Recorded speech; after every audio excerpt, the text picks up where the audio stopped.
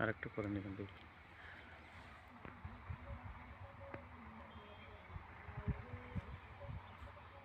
এই যে আপেল কুল দেখতে পাচ্ছেন, এই আপেল কুলটা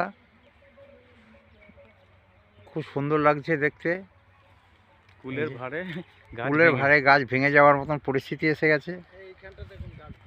হ্যাঁ, এই যে কুল, দেখুন কুলের সাইজ দেখেছেন, কুলের সাইজ।